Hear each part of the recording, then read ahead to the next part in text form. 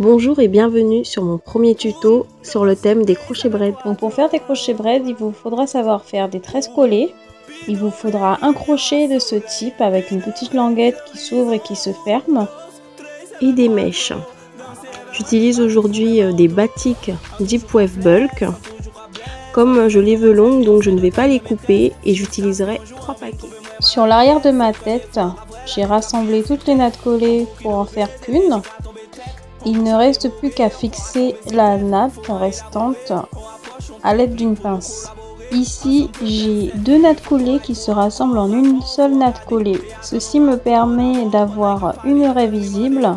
J'ai fait ce procédé à 4 reprises de manière à avoir 4 possibilités de raies différentes. Pour la fixation des mèches, je vais commencer par la bande du bas, puis monter vers les côtés.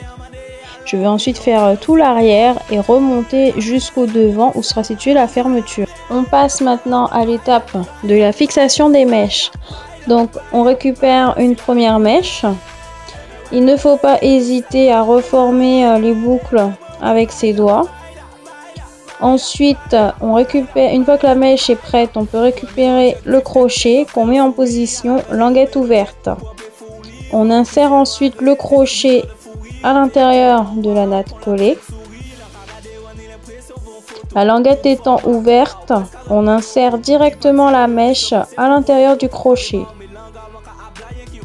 Une fois que c'est fait, on ferme la languette et on refait passer le crochet par là où il est rentré. Et on passe à l'étape du nœud, comme ceci.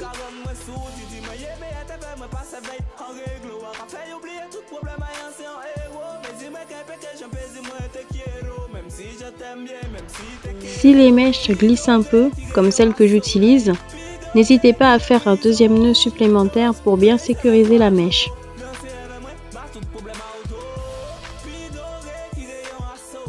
Je vous remontre l'étape de la fixation un petit peu plus haut pour que vous voyez mieux.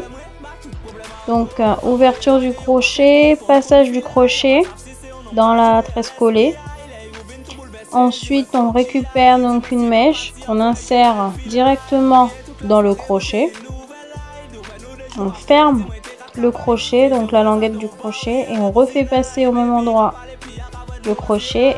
Et là on passe au nœud.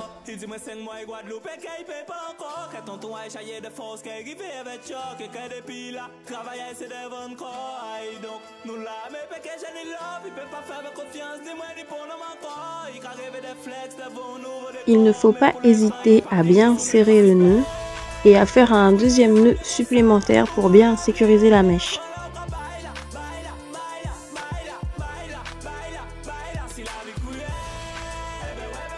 J'ai donc continué le même procédé sur l'ensemble de ma tête.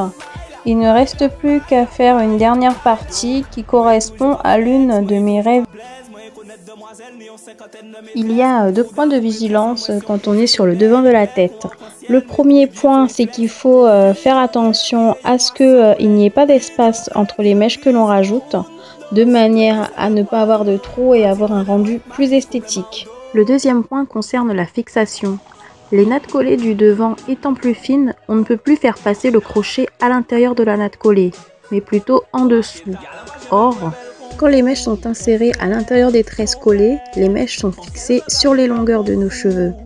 Mais quand les mèches sont insérées en dessous des tresses collées, les mèches sont fixées à proximité de nos racines.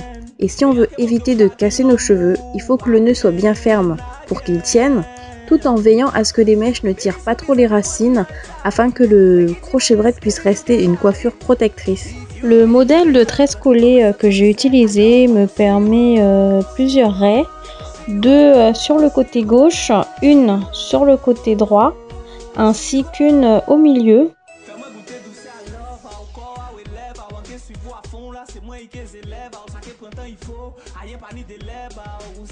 J'ai aussi la possibilité de ramener l'ensemble de la chevelure vers l'arrière. Voici quelques photos de coiffure que j'ai pu faire avec mon crochet braid. Le crochet braid offre la possibilité d'un grand nombre de coiffures différentes en fonction du modèle de tresse collée, du type de mèche, de leur taille et de leur couleur. Pour retirer les crochets braid, il suffit de couper les nœuds avec des ciseaux en faisant attention à ne pas couper ses cheveux bien sûr. Merci de m'avoir suivi sur ce tuto et à très bientôt.